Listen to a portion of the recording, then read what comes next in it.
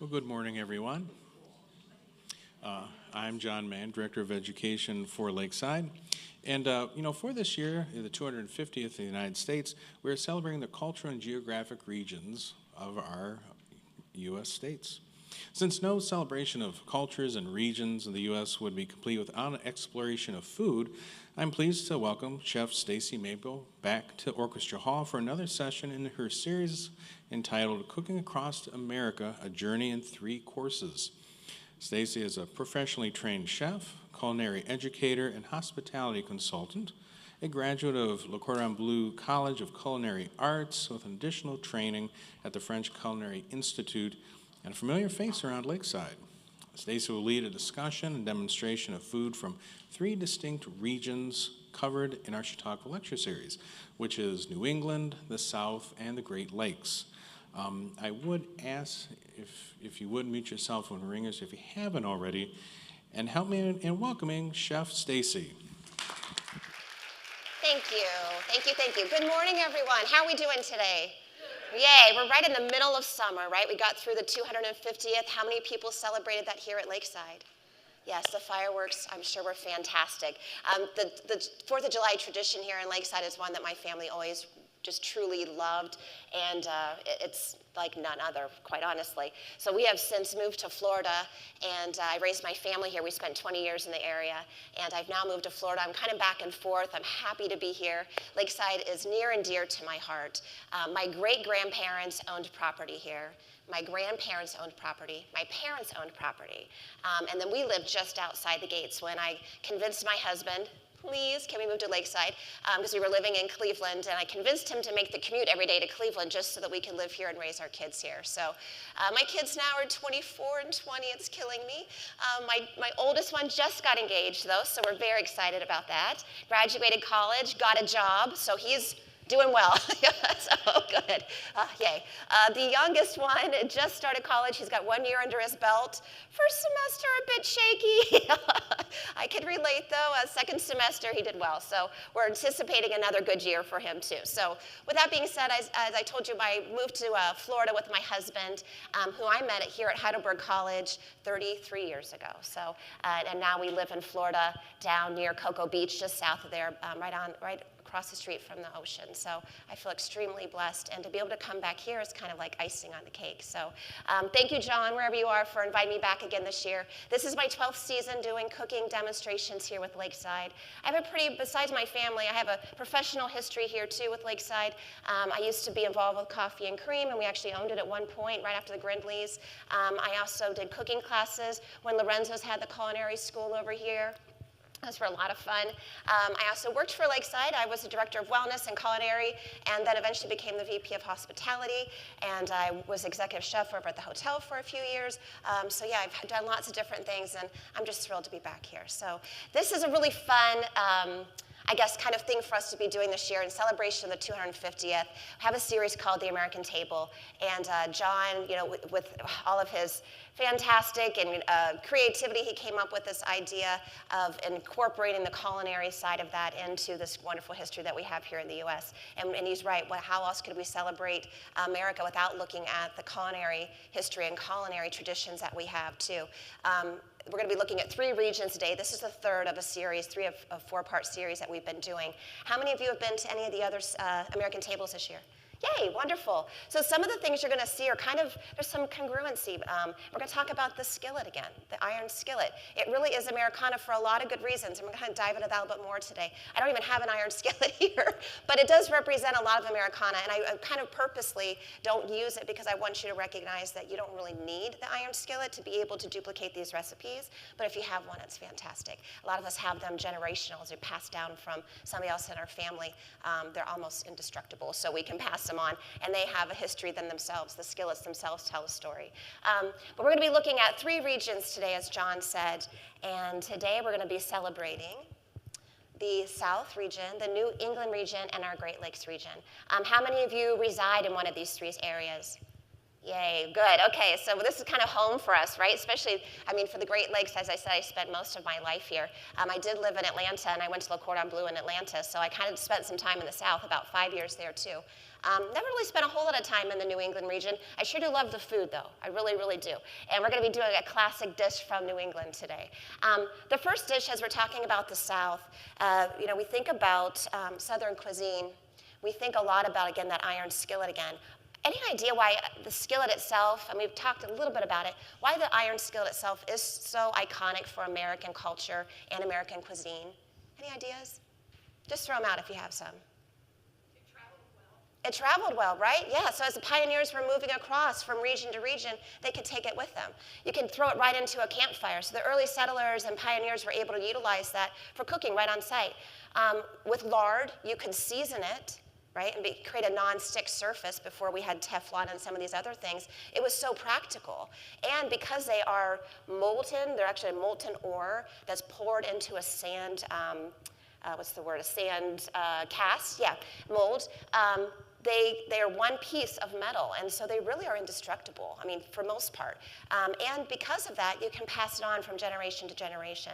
So those are some of the reasons that the skillet. And they're very easy to clean. If you know what you're doing, right, once you get them seasoned, some people scare me when I see what they're doing, like, oh, no, there's generations of seasoning going on. Don't mess with that skillet. But you should just be wiping them out. They're very easy. But we talk about the skillet again, and so we're going to be using the skillet kind of out throughout today, throughout the recipes. We've used it in some of the others too. But in the South, not only the early pioneers, but the enslaved people were cooking over our campfires. And so we really do kind of equate, for good reasons and maybe some that are a little ouchy, the iron skillet to the South.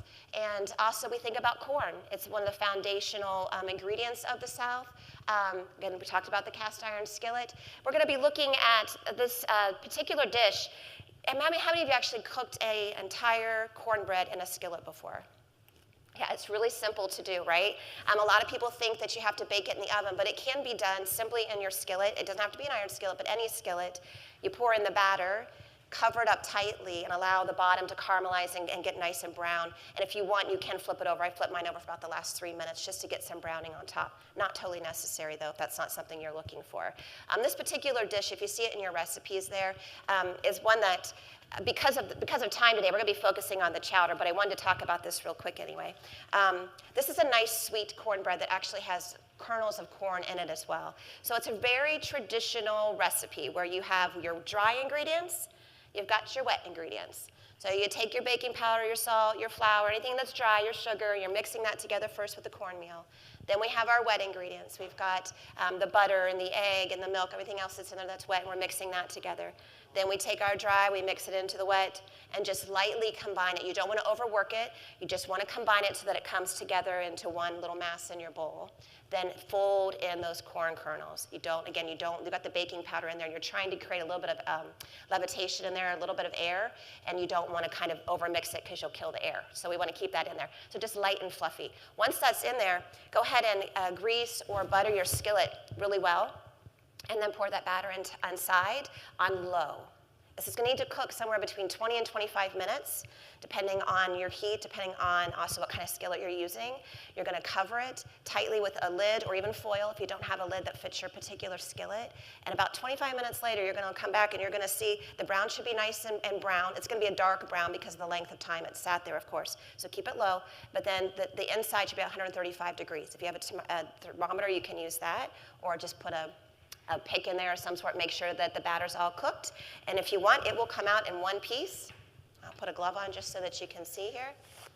It will come out completely in one piece, and then you can flip it over and put it back in if you want to brown the second side. Sometimes people call these, not flapjacks, it totally escaped me. Johnny cakes, yes, exactly, Johnny cakes. So a lot of times you'll hear that too. I'm sure it has lots of different names, but that's one of them that's pretty common. But yes, this will come out in one piece. It holds really, really well, okay? So when it comes time, I'm gonna go ahead and cut that into a nice little piece that we can serve along with our chowder today. And because, again, we're talking about the South, there's a real tradition of taking savory and sweet in the South and mixing them together. So we have our savory cornbread, and so now we have a sweet compote that we're gonna be putting on top. And I'm using berries that are very traditional in the South in the summer, peaches. and also blackberries. So it's very, very simple. You're just taking your butter, you're taking your sugar, you're putting them in the skillet, warming them through, and then adding in your peaches. The one little tip, and I don't know that I noted it that well in the recipe when I was writing it, is once I got the peaches where I want them to be, nice and soft, I turn off the heat and I just dump in the blackberries and just let them sit. The residual heat from cooking the peaches will be enough to cook the blackberries without breaking them down. So if you want your blackberries to retain some shape and a little bit of texture, as well as some color, you don't want it to kind of be the same color. If you can see here, we do have chunks of peach and we have chunks of blackberry. It's not one mass. We haven't lost all that. So we're going to be able to taste blackberry, and we'll be able to taste the peach. So again, just dump in the blackberries, let it set, and the heat from the peaches that you've just cooked will be enough to cook your blackberries. Then this can be served hot or cold, just as also the cornbread can be. So you can do this ahead of time if you like, and then serve it alongside this. And it can make a nice dessert even if you don't want to use it as your side to your chowder. But this is really wonderful. You've got the fat, and you've got that savory and the salt going on from this, and then you've got the acid and the bright sweetness from the peaches and the blackberries. So when we go to serve this today, you're going to see what I'm talking about. This is a fantastic way to celebrate the South, as well as a great complement to the chowder. The chowder is super, super fatty. And one thing about fat, when you're eating it and when you're cooking it, that fat gets in there and it coats your tongue. Did you know that? So it makes it hard for you to taste things. So when you have acid makes us salivate. It actually cleanses our tongue and helps us taste things again. So it's one of these things that really work well together because you're actually kind of cleaning off your tongue each time when you have a little bite of the compote. It's taking that layer off of from the chowder, from the fat from the chowder.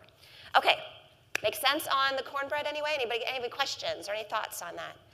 This could also be, if you wanted, you could even make this a little spicy. If you're spicy, you could add a little bit of crushed red pepper or a little bit of cayenne into this, and then you'd have that sweet, savory, and heat, which is one of my favorite combinations, all three in one. So if you want to get real complex and real crazy, you can try that too. But I would add it into the actual base, and not a lot, but just so that you get a little bit of that heat too. It can be very fun. So, and we think about the South, we do think about a little bit of spice. Yeah? Can you substitute something else besides the peaches? You sure can. About any fruit is going to work in this recipe. And again, if you're going to use any berries, though, I would just do them at the end. And especially if you're going to add it with a second fruit, like if you wanted to do apples or something else, you could definitely use that too. Yeah. Also, if you don't use the iron skillet, Yeah. regular skillet, do you have to adjust the recipe in any way? Nope. It really doesn't matter. The only thing I would watch for, again, is just your cooking time. Keep it low. And I can't tell you, recipes really are roadmaps, because there's so many variables, and one of the variables is what you're actually cooking in, how much metal is at the bottom, and how it's going to conduct heat. So depending on what you're actually using, you may have to adjust your cooking time a little bit. Yeah? And if they're frozen, do you have to adjust the recipe For the fruit is frozen? Yes, you're going to have more liquid in it, but I would just let it cook a little bit longer. Yeah, and whatever consistency you would like it to be. When I serve this today, I'm going to use kind of a slotted spoon to pull some of the fruit out, and then I'm going to actually use a spoon then to drizzle a little bit of that around the side as a sauce. So a little extra water, that's okay, just cook it out. Okay, yeah? Can you use frozen corn? Yeah, you sure can, yep, not a problem at all. Yeah, if you don't want to use fresh, you could use frozen too. There's a little bit of sweetness, and there's salt and sugar both in the recipe, so even if you get corn sometimes corn's a little, sometimes it's great, sometimes it's not, the recipe is going to compensate for that. So it's got butter in there too, so all the things that we like with corn. So, any other questions? Okay, so this is going to be used as a side dish with our chowder today. We're going to go ahead and focus then on our chowder. Let me go ahead and make my next slide. And one thing I do love to make is soups. I love to make soup, I truly do. And I think it's one of the things I do very, very well. And I think I have some great tips that I can offer. We're going to talk about the dish first as the perspective, the cultural aspects of it, and then we're going to talk about how to make a really good chowder. And we are going to make a traditional New England clam chowder. This base, though, can be adjusted to make a shrimp corn chowder or a chicken sausage chowder. You can do lots of different things. So, but from the cultural standpoint anyway, and we're looking at it as a cuisine that represents this region, it really does celebrate a lot of things. So we had the French and the English settlers that came into our New England states, and when they brought with them the know-how of making fish stew. right? Which is what happens as we moved across cuisines and people moved across boundaries and in new places. We took with us what we knew, but we had to adapt then to what ingredients were local. So those settlers had the insight of knowing how to make a fish stew, but what they had now were clams. These were new ingredients to them, and also a lot of milk and potatoes. So from that came our New England clam chowder. The clams are a regional ingredient. They're abundant up in the New England area. It does kind of a throwback to the early settlers and the French and the English as they came into the area. The first known chowder was from the Boston, I think it was the Boston Globe or the Sun. It actually referenced it in 1751. So we know it goes way back. So it is a dish that the recipe was published then. And then about 70 years or so later, it started popping up on menus as restaurants started to populate the area as well. So it's something that definitely is iconic and that we think about when we think about New England. Dairy is another hallmark of the area as well. Potatoes make it practical. It makes it very filling. Again, if you're thinking about those comfort foods and just the need of substance for our early settlers have been something that would have stuck to the bones and make you feel full. Comfort and resilience, and we think about those pioneers as well. So this is a great iconic dish. To get started anyway, we're going to talk about a couple different things. We're going to be using salt pork.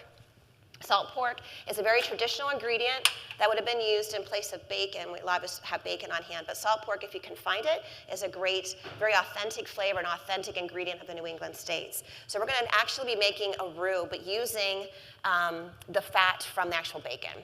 Roux is a thickening agent, right? You know what roux, most of us think about roux, it thickens up our soups and things. Roux is made up of two things. It's equal parts fat and flour. Now that fat can be butter, that fat could be salt pork, it could be bacon, it can be olive oil. So it doesn't matter what kind of fat you're using, but it should be equal parts of fat and flour. The reason we do that, if you get too much fat, then that fat sits on top of your soup. You get that oil slick on top, you ever seen that before? Okay, you might have too much butter or not enough flour, one of the two, okay? But you want them to be equal, and if you have equal amounts, you'll have a nice, smooth chowder. Right. So right now I'm going to start off with our salt pork. And hear it get going in here. And what I'm trying to do is really render out that fat. I want to make a roux. So I'm going to render out the fat. As soon as that cooks out, then I'm going to take my bacon out and reserve it off to the side in my little dish here. I'll hold that off to the side. Then I'm going to add in a little bit more fat because I'm not going to have enough fat from this amount of salt pork. So I will be adding in some butter then to the base too. Right? So those two things together are going to be the fat. Then I have my flour. Now that would be how we'd make a traditional roux. You start off with your fat, whatever it is, then you add in your flour, you whisk it together, then you add in a liquid. Most of us know that from making maybe a gravy or something from home, right? But there's also a method called compound roux, which is what we'll do today. So we will first cook off our bacon, remove our bacon, set off to the side. We're going to collect some fat down here because next thing I'll do is I'm going to throw in my potatoes. And for the sake of time, because potatoes take so long to cook, I am going to use this product here, which I do like. I like to be using fresh potatoes. But these are great potatoes. They're already slightly cooked, and so they'll cook up much faster for us. They're also diced and makes my life a little easier today. So we're going to use these also. We will use the fat from the butter and the fat from the bacon to cook off our potatoes. Once those potatoes are tender, which is what you want to do first, I'm not somebody that likes to let my soup simmer for days. There's no need. All I'm doing is reducing out liquid. I'm getting it thicker and thicker. I'm breaking down my ingredients. I'm making it salty. So I'm not somebody that simmers. I cook everything first, then I add in my liquid. I make sure my liquid is flavorful. So we're first going to go ahead and cook out the bacon here. I'm going to adjust my temperature just a bit so it's not quite so high. There we go. So cook out the bacon, or excuse me, the salt pork. Smells like bacon. The salt pork in here. And I'll explain to you as we go here what we're going to do. But we'll cook that out first. And when I cut the bacon, or the salt pork, excuse me, into pieces, I actually cut it across section. So little tiny pieces that look, I'll show you one. My hands are like asbestos. Something about like this. These little tiny strips, these are called lardons. You might see that on a recipe sometime, Lardon. So these are just cut into lardons, or little tiny strips. Does it smell like bacon? Smell like salt pork? Yep, now we're cooking. All right. Smells good, huh? I'll share with you, I've shared with the other groups too, that I really believe that somebody should start a candle line that just smells like bacon, right? Clam chowder, yes. Thyme and shallots, beef stock, yeah. Veal marsala, yeah, I could go on for days. Those smells are wonderful. I know there's a few of them out there, but I think a chef needs to do it. All right. Okay. So as this is cooking out, again, what the term is rendering. We're just cooking the fat out of it. We're just going to turn these into some little crispy bites. And we're also getting what we call fond, F-O-N-D. Those are those little bits that stick to the bottom of the pan. And those little bits are just loveliness, is what those are. And as we work through the recipe, those bits are actually going to come off the side or the bottom of the pan, and they'll become part of the body of the soup, adding flavor and adding a lot of depth. So we kind of like that in there too. Now, one thing I'll caution you is, if you should burn anything in your soup pot, then your whole soup tastes like it's burnt. So one of these first steps is making sure you don't burn it, okay? And then as you're working through it, you don't want to burn it. Okay. But burning and browning are very different and both delicious. Okay. Do I have anything to set this on right here? Okay, I'm going to pull that off just for a moment so I can pull these pieces out. Okay, and you can see they're nice and crispy, but not burnt. And I'm just going to collect them and leave all that fat behind in the pan. You'll have to take my word for it, but that's what we're doing. Okay. And then these will become part of the garnish, and we're going to put them back in towards the end of the cooking process. Okay. So I'm just going to hold these off to the side. All right, now I probably have, if you can see, I don't know, maybe a 1/4 cup of oil or fat remaining in the pan from that. So now I'm going to go ahead and add in the butter. If you use the quantities that are listed there, you should have equal parts fat and flour by the time we're done here, which is what we want for that roux. Okay, now I'm going to melt out my butter.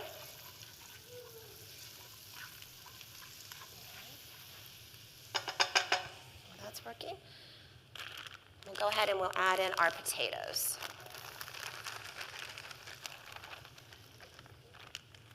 And I've got another one here. Each bag is 1 pound, so together we have the 2 pounds that the recipe calls for. And these are, I would say, maybe 60% cooked all the way through. So I'm just going to go ahead and toss them in there. Now what happens to the potatoes as they cook, they are going to stick to a little bit to the bottom of the pan.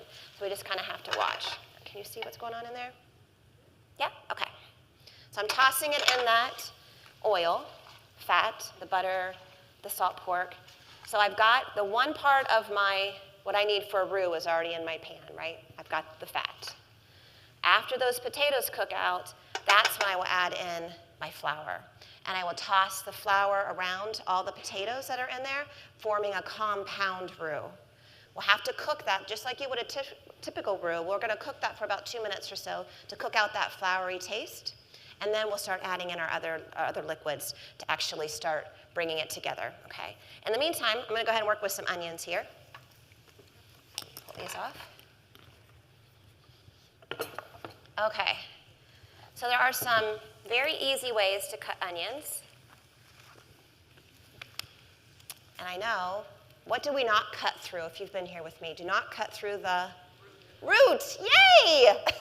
That's a win. Okay, so first thing we do, though, is we cut through the root. But I'm just kidding. We actually will cut just a cross-section, a half of the potato, down through that hairy little root, okay? So this is the only time we cut through the root. Now, from this point forward, we don't touch the root. We don't cut the root again. I'm just going to dice this potato. So we're going to go ahead and cut it through like have a half. I want to work with the flat side down. It's always safer that way.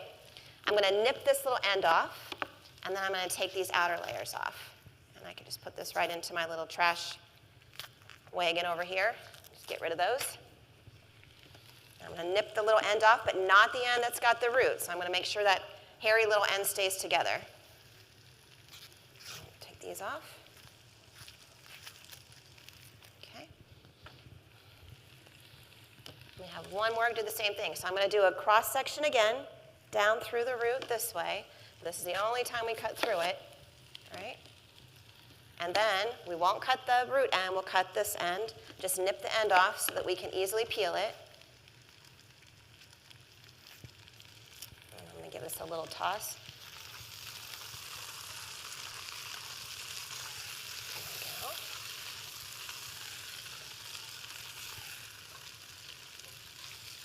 There we go. Those are cooking up nicely. Okay, while that's happening, we'll go ahead and work on our second half of this onion. So again, we're not going to cut through the little root end. Just going to nip the other end off, take off the outside, and then I will get all this off my cutting board, pieces I don't want. Okay, now we have the half here. First thing I'm going to do is I'm going to, whoops, not drop it. There we go. I'm going to run my knife this way, then up here, cutting sections this direction. Then I will turn my knife and go this way, this way, this way, this way. So I'm going to cut crosses into it. But I'm never going to cut through the root. The root's going to hold all those sections, those pieces together, do all the work for me so it doesn't move around on me. So first thing, we'll come this way. It depends on how big you want those pieces to be. It'll be how big those cross sections are. So I just did 2. So you can see through the light. Can you see that a little bit? I'm going to come back the other way now. Towards the root, but not through it. So I've cut it this way now, and this way. Now bring my knife back, and just come through this direction down towards the root, and you see you'll get these pieces that are similar sizes and diced, okay? Without really having to mess too much. You can come back through and get any extra off there if you'd like. The same thing, I'm going to do it again. I'm going to bring my, get the little skin off first. One more toss. Okay. Okay. So again, if you can see, I'm going to run my knife this direction. 1, 2, 3, and then this way 1, 2, probably 3 or 4, and then this way again, chopping it off. And this is the easiest way. You can do this with an onion. You can also do it with shallots. Come back this direction. Towards the root, but not through it, so we don't cut the root. And then I'll come back this way and dice it.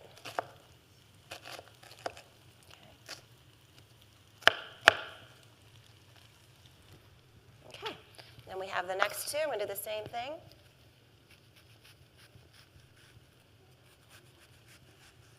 Same thing. Towards the root, but not through it. Both directions, and then dice. Oops, there we go. Same thing. Where's my root end? And you can see by doing it that way, it just makes it a lot easier for you. It takes a lot of the work out of it. There we go. Oops, that one's got I should have taken that piece off. There we go.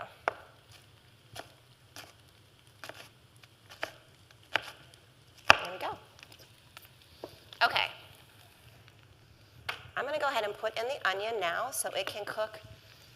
The potatoes are moving right along there.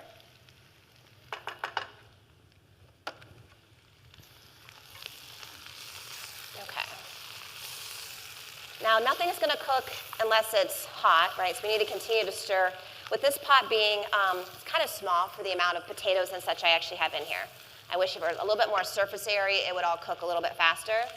So I'm going to go ahead and have to stir them up here pretty good with those onions to cook, as well as the potato. Now, if you use a Yukon Gold potato, it'll hold its shape. You want a nice, there's different kinds of potatoes. Some are waxy, some are not. A waxy potato are the smaller ones. Like a big Idaho potato, we think of that as being one that's more starchy. Those starchy potatoes don't hold their shape, but they get real pillowy and soft on the inside, and we like that, right? But when you're making a baked potato, that's what you're looking for. But if you want a potato that's going to hold its shape, then you want more of a Yukon, you want more of the red skins, you want the smaller ones, and those are waxy or not as starchy.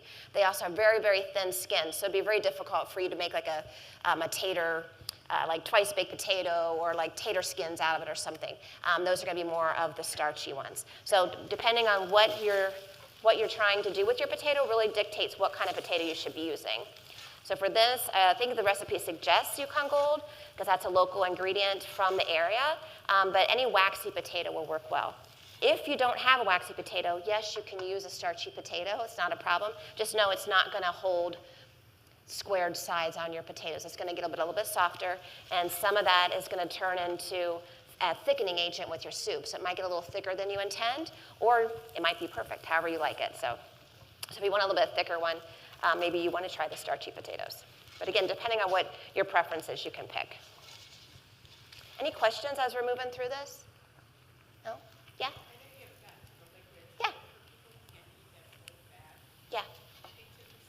Yeah, for sure. Actually, this is a skim milk that I have today, but I have heavy cream, so it's going to balance it out, right? Yeah. Yeah. Yeah. I was going to go buy, but since there's heavy cream in there, we have plenty of fat as is. But yes, you could substitute any kind of milk in there for either one of those dairies, the heavy cream or the milk. You just know it's not going to be as thick, a little bit different. No, I wouldn't use coconut milk. Something, yeah. I mean, yeah. Some people might, but yeah. There's a lot of other flavors going on in here, so the coconut, I think I can always taste the coconut when I'm using coconut milk, no matter what it is. Some of the nut milks maybe wouldn't be as bad because you've got a lot of flavor. Okay, while we're waiting for this to just kind of finish, this would be a great time too if I was going to be utilizing corn. If I wanted to put corn in my chowder, I'd put the corn in now too, especially if it was a raw corn, to give it a chance to cook off. Again, you want to cook everything before you start adding liquid. You notice we've added no liquid yet to our soup. Cook everything first, then add your liquids. If you cook in the liquids, what are you doing? What do you think? What kind of cooking is that? Boiling. Who ever thought boiling was the best way to cook, especially meats, right? Not the best. So we don't want to put raw meat in and add liquid to it and cook it that way and expect that it's going to be flavorful. We want to have some kind of layering that takes place. We have those depths of flavors. So cooking off that meat ahead of time, allowing it to brown, allowing that magic to happen. Because when browning happens, so does the taste, so does the flavor, all of that. So brown that meat first, then add it in, add your liquid afterwards. That way it retains some of the taste of the meat as opposed to just tasting everything kind of tastes the same. Have you ever had a soup like that before where you can't tell the difference between the piece of carrot and maybe the pea and the piece of chicken? It probably all was kind of cooked in the liquid. But when you can cook it first and then add the liquid later, you're going to retain some of those flavors, okay? That's how we build depth of flavor in layers. One other thing, too, that I would want to start doing now is potatoes soak up a lot of salt, right? So we do need to start adding in some of that now, and I like to cook and season all the way through the cooking process as opposed to just doing it at the end. Again, I'm trying to build layers of flavor. So that's about a tablespoon of salt right there. Okay. And I am using black pepper, which goes against every grain in my body, but it is very classic. I like white pepper, especially in a cream-based soup, because I don't like to see little black flecks. But they would be using black pepper at the time this recipe was created, so we're going to do the classic method here.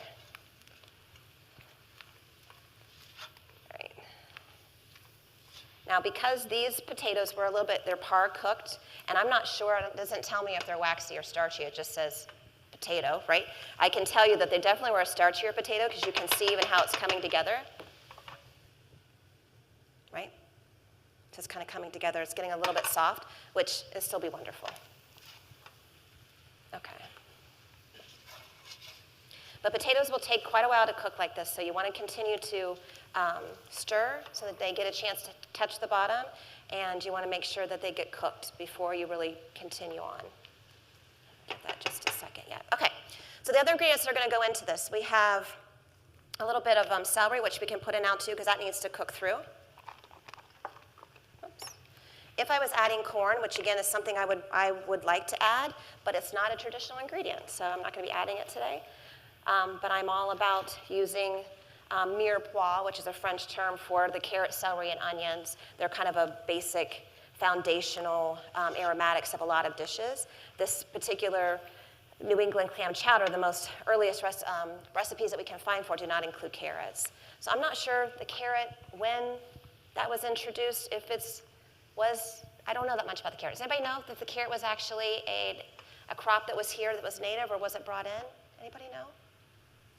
I don't know. I'm going to have to go look that up later today when we leave here. Yes, I'm not sure. I'm kind of thinking maybe it wasn't. Or at the time they weren't using, of course, the French settlers would have known about mirepoix, so I'm not sure. Okay, we're going to let that cook. Now we have the celery in there cooking off. Okay, so while that cooks a little bit more, since I want this all to kind of come out at the same time, let's turn our attention to our dessert. Caramelized apples and cherries. And we've got a little bit of a maple mascarpone and some toasted walnuts on there. This is so simple, but I can tell you as I was making it, I was like, why don't I do this more often? Because it's delightful. It's so flavorful. There's a lot going on in this little simple dish, and most of us have these things at home. Maybe not the mascarpone, but you could use cream cheese, or you could omit that altogether. I wouldn't, but I would keep the cream cheese. But this is a fantastic little dish here. So why this is a great dish and represents our area here in the Great Lakes is that the Great Lakes is the third largest producer of apples in the U.S. Didn't even realize that. Michigan is the third highest producing state for apples in the U.S., and they grow over more than 840 million pounds of apples a year, which is a lot of apples. They're also known for their tart cherries that are produced up in the Michigan area. So this is a great dish for those two reasons. Also, of course, we know about maple syrup and the flavors of maple that we have here.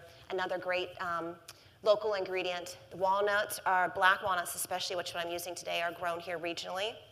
So we're going to be using some black walnuts too. The growing conditions, of course, are fantastic, and that's one of the reasons. We have the lake, which really kind of acts as a blanket and kind of extends the growing season for apples. So we have that warm spring and those warmer falls because of the Great Lakes around us. Yeah, those cold winters, though, make up for it. But we do have a fantastic growing season for apples, and a lot of orchards, actually, a lot of the stone fruits as well. This really celebrates that. It celebrates our orchards. It celebrates what's grown here. But it's also kind of the comfort food, and it's a little bit elevated, so it's kind of this mix of comfort with elegance. So if you're trying to do something a little bit different, I think you could make this very rustic and very simple, and I'm going to plate it two different ways so that you can kind of see that. But it's also a beautiful dish if you really want to elevate something too. So we have our cornbread will be kind of the starter that we're using along with our chowder, and then we'll finish it off with the caramelized apples. To do the caramelized apples, it's super easy. I would prefer suggest finding an apple that holds its shape. Kind of, we talked about potatoes, how some potatoes are starchier and retain their shape. Same thing with apples. I'm using a Honeycrisp because it's my favorite, and it does hold its shape really well. So for this particular recipe, a Gala is another one. Gala, there's different ones that you could use, but the Honeycrisp holds up really well. For this particular recipe, you're going to start off with butter and your brown sugar. You're going to go ahead and bring that together. Butter first, because this is a brown butter. So we're going to brown the butter first. So you put the butter in the dish and allow it to kind of get a little bit dark. So not just melted, but you're going to cook it until it smells a little toasty, smells a little bit nutty even, if you will, and that will kind of create one of those layers of flavor that we were talking about. So we're going to get brown butter first, and then we'll add in the brown sugar into that and mix those together in your pan. They won't get real smooth right away, but they will combine evenly. Once they've done that, then you're going to add in your sliced apples, or you can add in a half of an apple if you just want to use half apples instead of the sliced. So you would take an apple, slice it in half, core it, and lay it face down in the pan. And I've got one right here that I used that you can kind of see. Okay. Or you can slice them, either way. Put them in your pan and go ahead and allow those apples to soften and cook right in that syrup. Maple syrup is there too, right? You're not looking at the recipe. Okay, yeah, that's right. So you're going to add that in there too, and a little bit of vanilla. Cook those till they're nice and soft, and then you add in your tart cherries, the Michigan cherries. If they're really dehydrated, I would suggest rehydrating them a little bit first by adding a little bit of hot water or some apple cider to them and kind of rehydrate them, and then toss them into the pan with the apples. At that point, you can take it off the heat and let it just kind of set. You don't need to cook them down much more. Then you can work on your mascarpone cheese, which I've got a mascarpone cheese, and I'm adding a little bit of maple syrup today, just to that. Now, I am not going to be adding vanilla. The vanilla that I have here in Ohio with me has quite a bit of alcohol in it. It's not a great vanilla, and that alcohol, I've learned from experience, will curdle your cheese. So we're not going to be using that. So I have vanilla in the apples, though, so we still have the flavor, the vanilla flavor will still be there, but I'm not going to add it into the cheese. I'm just adding in the maple syrup. And I'm just going to mix those together. If I had ice cream, I'd be serving this with ice cream, but that's very difficult in these conditions. So we're using a cheese instead, but at home, if you have ice cream and you can drizzle it with a little bit of maple syrup, oh, delicious. Okay, so we'll have our apples. We've got our mascarpone cheese with our little bit of maple syrup in there, just to kind of give it some great flavor. And then I went ahead and toasted off some black walnuts earlier. So those are toasted. And you want to toast them before you use them to really, sometimes, like anything, when you buy it, if it's been in a store for a while, it's going to kind of get stale. So if you pop it, I don't want this to burn. If you pop it back in the oven, or not the oven, or on a skillet for a couple minutes, it will toast all those natural oils in the nut. They'll come back out, and it really has a great flavor that way. Okay, everything is starting to get cooked.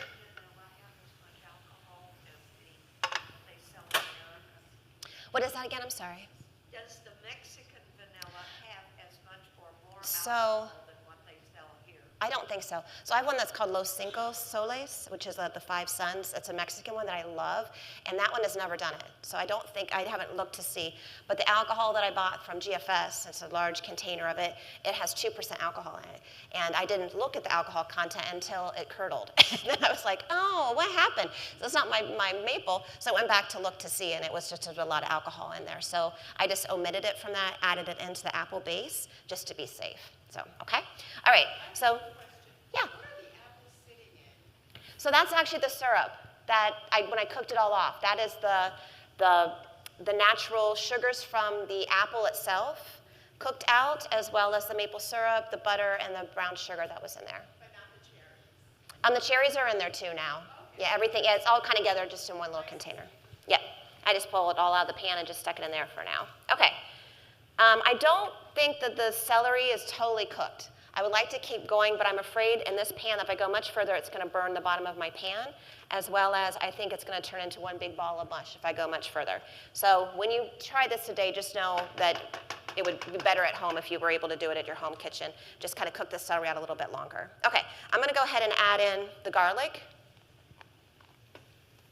And I'm using a garlic paste. You could use a fresh garlic. You just don't want to burn it.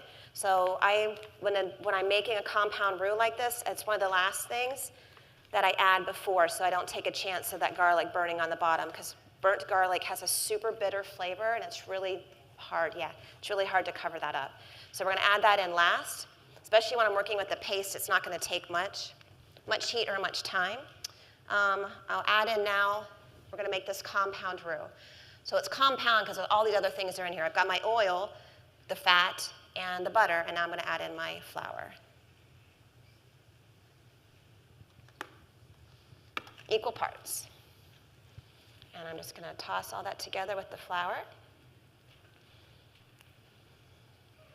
And I'll stir this. I'm going to give it about a minute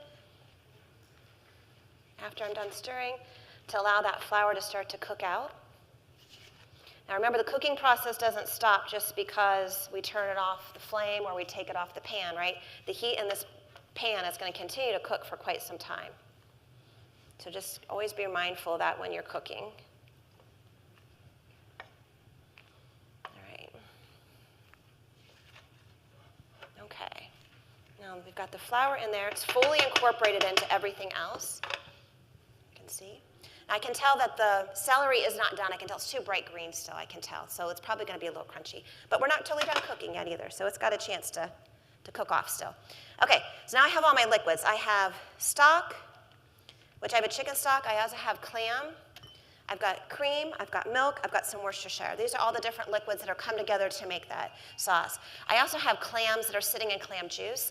I'm going to add the clams last, though, because I don't want the clams to get hard. So if you add those in too soon, you have a chance of getting little rubbery bits of clams. And I don't really want that, obviously. Okay, so I'm going to start with my stocks first. So I've got some chicken stock and my clam juice. Cheers. Here we go. Don't drink this out of the bottle, though. Definitely not. There we go.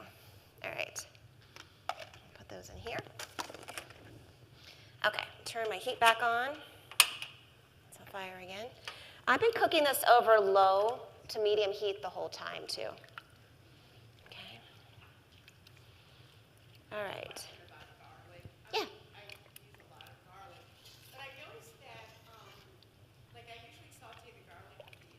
Yeah. But it seems like the garlic is added later. Is that not standard? So a lot of times, depending on the recipe and depending on the length of time you're cooking, if you're not going to be cooking it for very long, it's fine to put them in together. But the reason I added, and sometimes the garlic is held out again, because if it's going to potentially burn, it has a nasty flavor. So sometimes it's added in separately. The onions can cook for a long time. They get caramelized, right? We love that flavor. But we don't love burnt garlic. It doesn't work. So a lot of times the garlic can be held out if there's a long cooking time. However, if you're mindful, you got the right pot, you watch what you're doing, it doesn't matter. You could do them together. Yeah. Okay. Now this is already kind of starting to get thick. Can you hear it? So I got a ladle so you can maybe see the viscosity, the thickness of it here. There you go. You can kind of see what it's doing. Now the other thing that's happening is we're starting to kind of deglaze the bottom of the pan. That can be good or bad.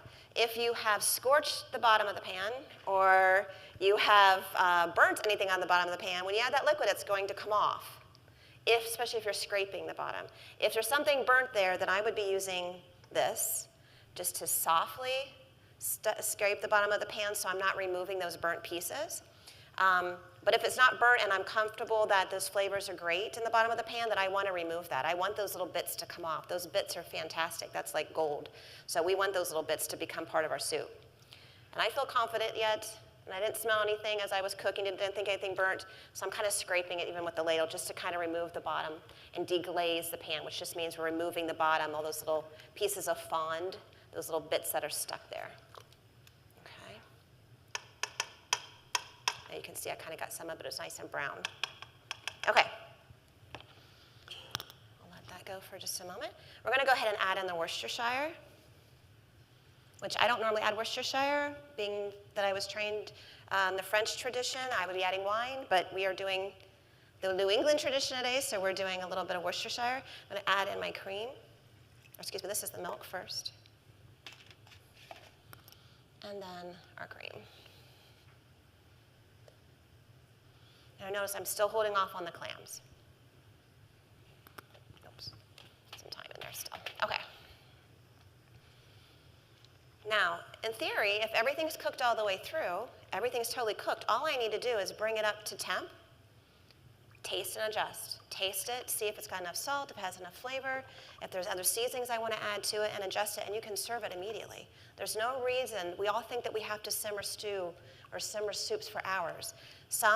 There's very few that you need to. Most of them, if you're cooked properly, you're really just cooking out flavor, cooking out texture, cooking out, texture is one of the biggest things, but cooking out the flavor and potentially burning it, all those things.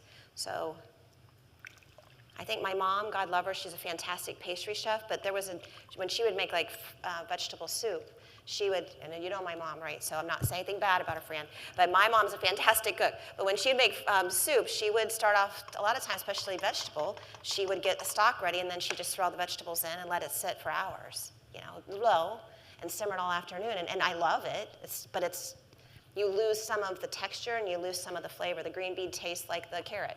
It all tastes the same after the end. It's just all been boiled together. I don't think I've broke her of that, though, just so you know. I think she still does it that way. It's okay. She just spent a whole week with me in Florida, and my father. So they just both turned 80 this year, and I got them on a plane, and they flew down with me after my demo last week when I was in Lakeside. I took them back to Florida with me for a week, and we had a great time. So they're And we ate well, too.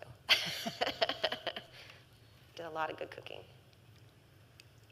Okay. So I can tell from this that the bottom of the pan is pretty well clean now. So all that has been released, and that becomes part of the body of the soup now. All that caramelized potato and onion and everything that was on the bottom of that is now part of the soup, and that all adds flavor.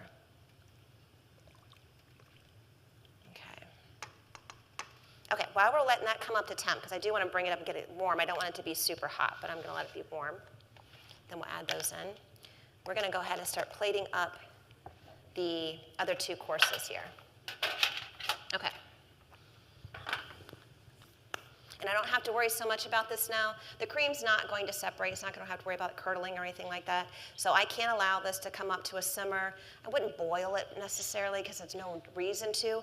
But if it does reach a boil, it's okay. Just turn it down. One thing also about when you're working with cream is it can be almost boiling 1 second and then boiling over the next. So you really have to watch and would definitely keep an eye on it if you're using cream. All right, keep that right there, and I'll keep an eye. Then we have our two other dishes. So we have our cornbread. And as I said, we're going to go ahead and turn that out here, and then we're going to cut off a little piece, and we're going to plate that with our compote. You could also use a honey butter if you want, but because we have the mascarpone and also because it's kind of a side course, I omitted that today from the recipe for us. Okay. You can just turn this out. There we go.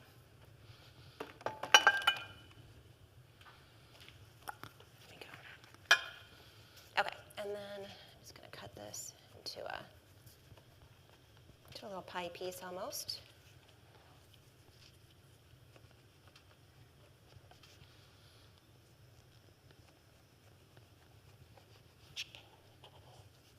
Okay, then to plate that, we're going to put it right on the middle of our little black plate here, like so.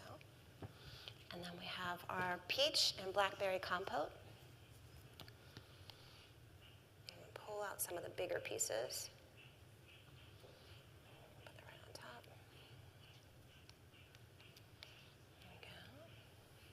All right, and then we can take a little bit of this berry juice. Just kind of go around the plate. And a little blackberry heavy, so I'm going to pull some peach in here too. There we go. Let it just drizzle right off the side. There we go. Now this would be even better. Well, I don't know. I like it chilled. I do like it. You can really flavor, or you can really taste it.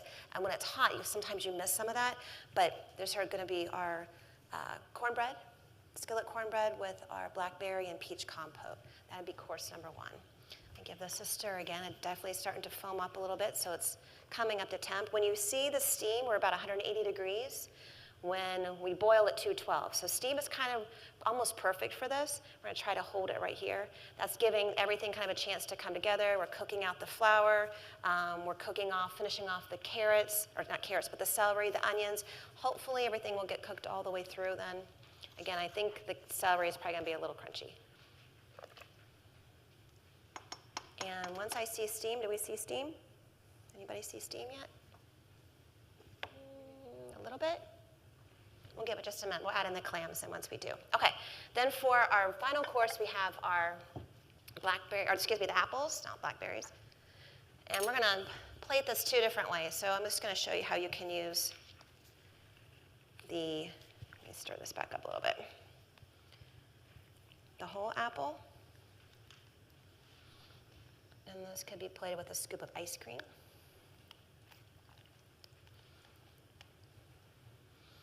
This is going to be our sliced apples. And when you keep the skin on there, you do get a little bit of that color, which is kind of nice. We'll use our...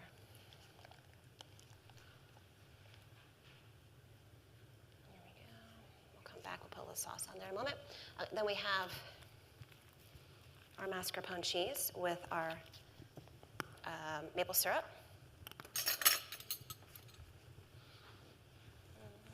I see some steam. You seeing it? Anybody? Okay. All right, that's good. This little technique is just called a quenelle. We're just going to run our spoons this direction just to kind of form a three-sided,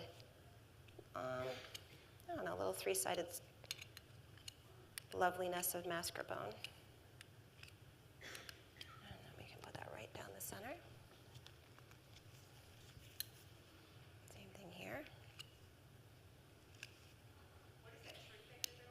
called a quenelle. So you're just running your spoons. So you're kind of forming a three-sided, and then it just makes it nice when you're plating it. Okay. It's rather than just a little dollop, it's just kind of something special. Then we've got our walnuts, depending on how many walnuts you want. There we go. And if we want, we could even add a little bit of little drizzle.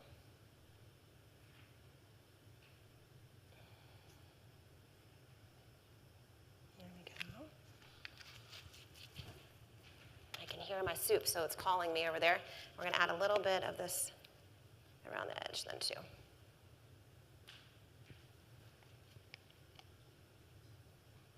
There we go, a little extra. Okay, so there would be our dessert.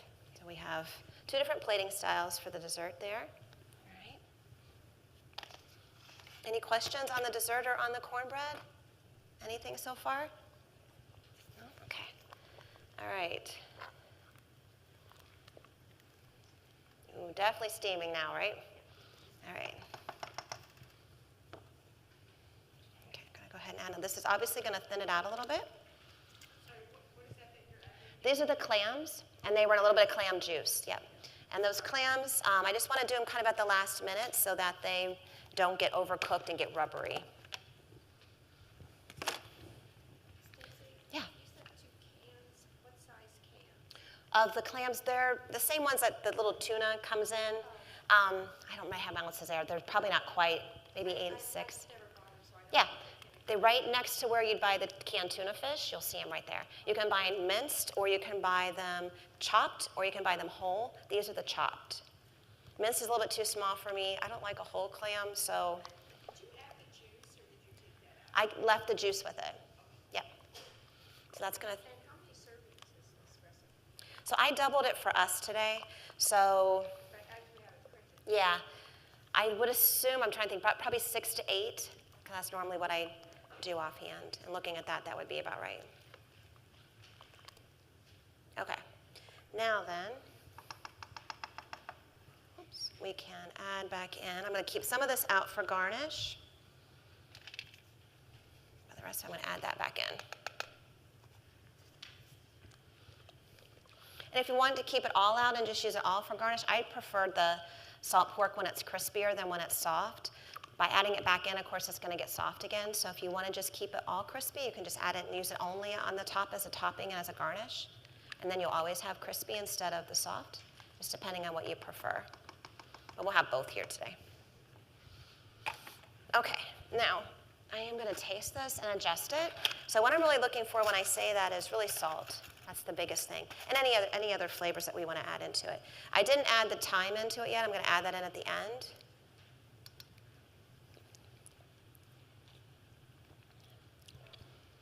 I think it needs a little bit. Yeah.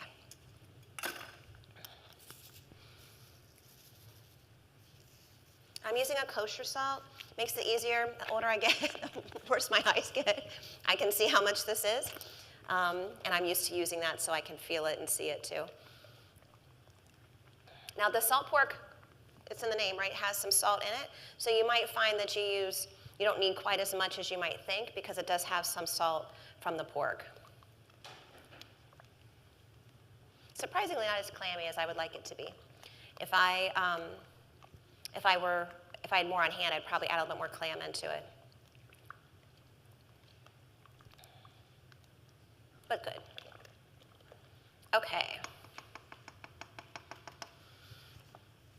Now, the New England style clam chowder, if you're actually trying to keep it authentic, is not overly thick.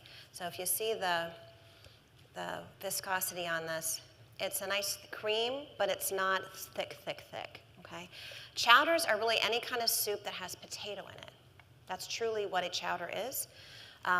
Like a bisque is a soup that's thickened with rice. Chowders are typically thickened with some potato. They don't have to be cream-based. We think of them that way, though, but a lot of them are not. So as long as there's a potato in it, you can call it a chowder. All right, so to plate this, I'm just going to set this down so I don't have to worry about Making a mess? Maybe not. That's too far to go. Right back up.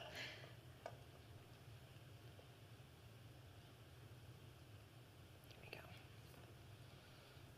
All right, and then if we wanted to garnish this, we could throw back in some of our crispy pieces of salt pork. Maybe a little sprig of thyme. And I'll add some thyme into it. I know some of you have heard me say before, your garnish should kind of be a clue as to what is to come. So I'm going to add in some thyme, because I did want to add that in. Give a little more flavor. You can add in the little leaves, or you can add in the whole piece. There we go. And we'll just pull it back out. There we go. All right. So this would be our clam chowder then. Okay. Any questions? Yeah. This is kind of off topic, but No, that's okay. do you have a preference between a gas stove or electric stove? Gas. Gas all day, every day. Yeah. So have you ever tried one of those new conduction? Yeah, that's what I have in my condo. And that's what I have in my condo. And it's taken me a long time to get used to it because I am someone who's been very spoiled, and when I call for heat, I want heat now. I want fire. When I want fire, I want to turn it off. I want no heat.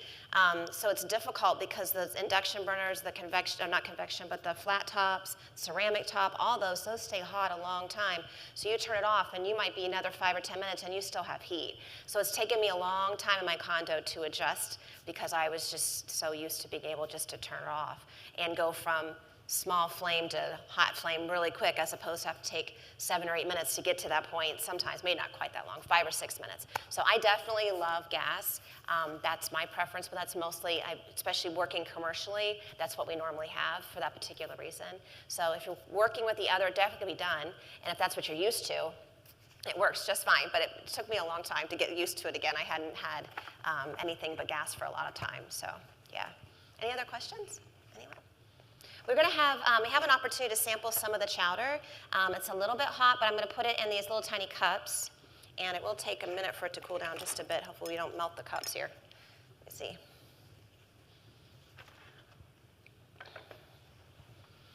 Just one other thing when it comes to soups. I would always suggest, and don't forget, that you want to garnish your soup just like you would garnish any other dish. Add some color, add some texture. The garnish should do those things. It should be eye appeal, but it should also, and can also, add flavor. It can add texture, make something a lot more interesting. So don't forget the garnish, okay? All right. I'm going to do this. Anything else? Well, I really appreciate you all coming. Let me finish off the slides here then. Come back and see me August 12th. Yeah. We have one more American table, and I can't remember which ones we're doing that day. John, offhand, can you? Oh, yeah, I think it is Puerto Rico. Yes, we have some fun things planned yet for August, so come back and see us again. All right? And thank you all very, very much. Thanks.